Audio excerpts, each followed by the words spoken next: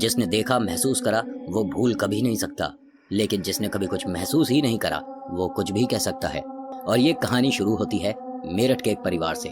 मेरठ का ये परिवार जिसमें है एक पापा, एक मम्मी और एक 8 साल की गुड़िया। मेरठ का ये परिवार एक किराए के घर में रहता है, लेकिन पापा को ऑफिस दिल्ली आना पड़ता है, तो बहुत ज्यादा ट्रैवल करना पड़ता है। तकरीबन 1-1.5 घंटा तो ट्रैफिक में चला जाता है। इनके पास एक पुराना स्कूटर है, और आप भी जानते हैं कि एक मिडिल क्लास आदमी के लिए डेली कन्वेंस चार्जेस निकालना बहुत मुश्किल हो जाता है, क्योंकि कभी कभी तनख्वाह आने में थोड़ा समय लग जाता है और इसी वजह से घर की सारी आर्थिक स्थिति खराब हो जाती है। तो यहाँ पापा और मम्मी डिसाइड करते हैं कि क्यों ना हम अपना एक किराए का घर दिल्ली या उसके आसपास ही कहीं देख लें। बात वैसे कायदे की भी है, थोड़ा सा पेट्रोल का भी खर्चा बच जाएगा और ऑफिस आने जाने में समय की भी बचत होगी। पापा का नाम है वरुण और वाइफ का नाम स्मिता है, और इनकी गुड़िया का नाम खुशी है। अब यहाँ वरुण स्मिता से कहता है कि दिल्ली में बहुत महंगा रेट चल रहा है, कोई भी घर हमारे को इतने रुपए में नहीं मिल रहा जितने में हम मेरठ में रहते हैं, क्या ऐसे ही चलने दें जैसा अभी चल रहा है। तो स्मिता ने कहा क्यों ना हम गाजियाबाद में देखें।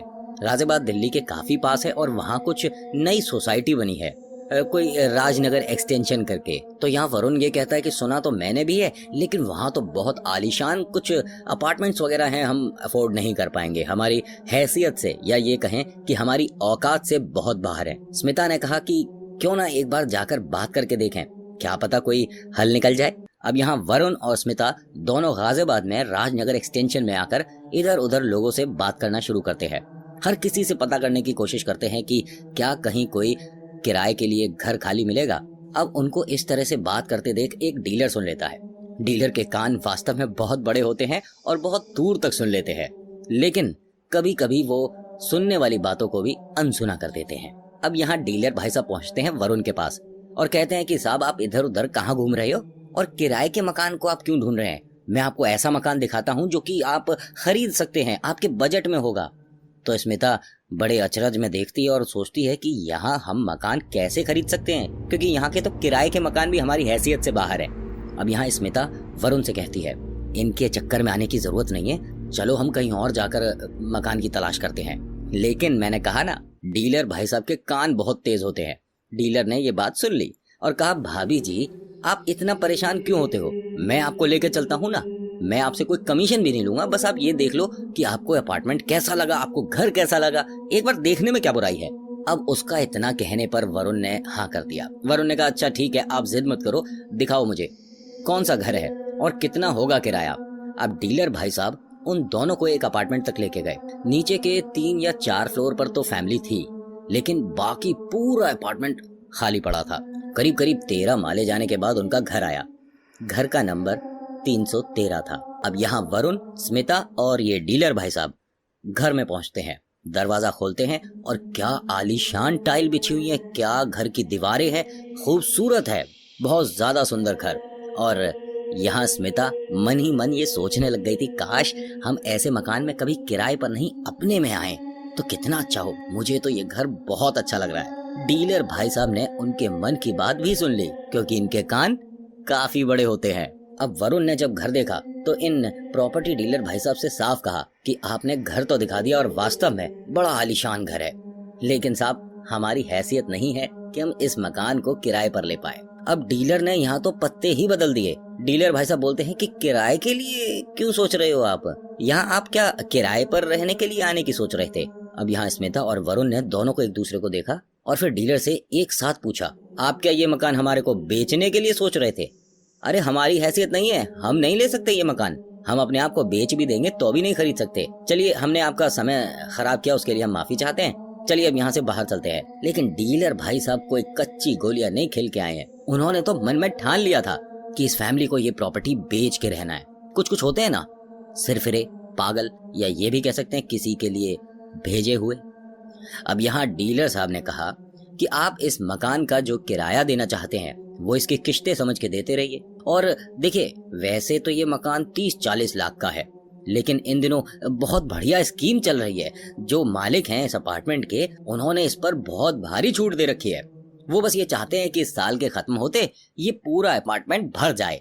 और देखिए ना, अभी सिर्फ नीचे के 4 फ्लोर भरे हैं, आप हाँ करिए, बाकी कागजी कार्रवाई मैं कर दूंगा, आप परेशान मत हो। और भाभी जी देखिए, मिठाई तो मैं खा के जाऊंगा, अब यहाँ उसने सपने ऐसे परिवार को दिखा दिए जिनकी अगर 1 महीने की तनख्वाह रुक जाए तो उनके बच्चे का नाम स्कूल से भी कट सकता है।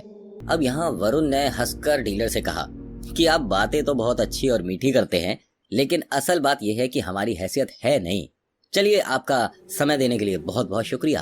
अब उन्होंने स्मिता का हाथ पकड़ा और उस मकान से बाहर चल दिए, लेकिन स्मिता ने एकदम से उसका हाथ झटक दिया और वरुण से कहा कि नहीं, हम तो ये मकान अब खरीद के रहेंगे। भाई साहब बिल्कुल ठीक कह रहे हैं, हम कब तक किराए के मकान में रहेंगे। अब यहाँ डीलर के जैसे ही मन की बात हुई, डीलर ने कहा कि मैं आपको इतनी आसान किश्तों में मकान बनवा के दूंगा कि आपको इसकी किश्तें भारी लगेंगी ही नहीं। भाभी जी मुझ पर भरोसा तो करिए। अब लाइए यहाँ पर 101 रुपए का आप शगुन दीजिए पहले तो, और मैं मिठाई लेकर आता हूँ। अब स्मिता ने फटाफट से 101 रुपए दिए और कहा भाई साहब बूंदी के लड्डू लाइएगा, इन्हें बड़े पसंद है। पहली चीज, बड़े बुजुर्गों ने कहा है खाली जगह कभी भी मीठा खाकर नहीं जाना चाहिए। क्यों कहते थे बड़े बुजुर्ग? उन्होंने हकीकत देखी थी और उन्हें सब पता था। खैर, अब यहाँ स्मिता बालकनी में खड़ी थी और लड्डू खा रही थी। तभी बराबर वाले घर से एक औरत ने स्मिता की तरफ देखा और हाथ से हेलो का इशारा करा कि भाई स्वागत है आपका। अब स्मिता ने भी हाथ हिलाया और स्मिता ने बड़ी तेज आवाज में पूछा क्या नाम है आपका? मैं यहाँ पर अब आने वाली हूँ, हम लोग यहाँ शिफ्ट होने वाले हैं, आप कहाँ रहती हैं? तभी अंदर से डीलर भाई साहब ने आवाज दी, भाभी जी कौन है? अब स्मिता वापस कमरे में आती है और खिड़की की तरफ इशारा करके कहती है कि इस वाले घर से अभी एक बहन जी दिख रही थी, तो मैंने उनसे पूछा कि भाई आप कब से रह रहे हैं? भाई पड़ोसी भी हैं यहाँ, तो जान पहचान होनी चाहिए ना भाई साहब। डीलर ने फटाफट यहाँ से अपना लड्डू खत्म किया, हाथ झाड़े और कहा कि चलिए बाहर चलते हैं, ऑफिस में बैठकर कागजी कार्रवाई करते हैं। जवाब नहीं दिया उसने। अब स्मिता ने चलते वक्त फिर कहा कि भाई साहब जिनको मैंने देखा था वो कौन से वाले मकान में होंगी? ये इधर वाला मकान था या इसके आगे वाला? थोड़ा कंफ्यूज थी तो पूछना चाह रही थी। डीलर भाई साहब ने फिर से बात काट दी। वरुण से कहते हैं कि आप कितने साल के लिए ये मकान लेना चाहते हैं? मैं अपने मालिक से ना बात करके 5 साल और बढ़वा दूंगा, जिसकी वजह से इस मकान की जो अमाउंट है ना उसमें थोड़ा सा आपको रियायत और मिल जाएगी। और हाँ, कोई एक्स्ट्रा चार्जेस नहीं लूंगा इस बात के, ना आपके कोई एक्स्ट्रा पैसे जाने दूंगा, आप बड़े भाई जैसे हैं। अब स्मिता भी बात भूल गई थी, लेकिन इशारे मिलने लग जाते हैं। जब भी कुछ ऐसा घटने वाला होता है जो कि नहीं होना चाहिए, उसके इशारे कुदरत की तरफ से, भगवान की तरफ से या शैतान की तरफ से मिलने लग जाते हैं। वो अलग बात है कि आप कितना उसे ऑब्जर्व करते हैं, कितना उसे ध्यान से देखते हैं या उसको कितना सच मानते हैं। अभी तक तो सब सही चल रहा था, लेकिन इनकी जिंदगी में ये घर कहीं एक गलत कदम तो साबित नहीं होगा। अब यहाँ वरुण और स्मिता ने कागजी कार्रवाई पूरी करी, खुशी खुशी अपने घर आते हैं।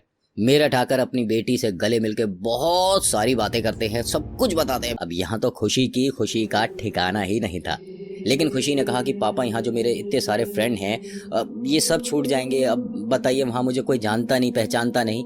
तो उसके पापा ने अपनी बिटिया को कन्विंस कर लिया, क्योंकि देखिए अपनी गुड़िया को कन्विंस करने में पापा को कितनी देर लगती है, ज्यादा से ज्यादा 1-2 मिनट, और कभी कभी तो उससे भी कम। पापा ने फटाफट से एक प्यारी सी डॉल निकालकर अपनी डॉल के हाथ में रख दी और कहा एक काम करना, जब तक आपके दोस्त नहीं बनते इसे अपना दोस्त बनाए रखना। और हाँ, हम अगले महीने ही उस घर में शिफ्ट होने वाले हैं। पंडित जी से बात करी है, उन्होंने कहा है कि सबसे अच्छा मुहूर्त है अगले महीने। अब यहाँ स्मिता बहुत खुश थी, अपने सभी रिश्तेदारों को फोन कर करके बता रही थी कि मैंने घर ले लिया है, अगले महीने वहां पे मुहूर्त होगा। गाजियाबाद में कोई राजनगर एक्सटेंशन था, वहां पे इस अपार्टमेंट में घर लिया, बहुत खुश। यकीन मानिए, एक मिडिल क्लास परिवार के लिए एक छोटी सी साइकिल बहुत मायने रखती है। ये तो इनका अपना खुद का घर होने वाला था।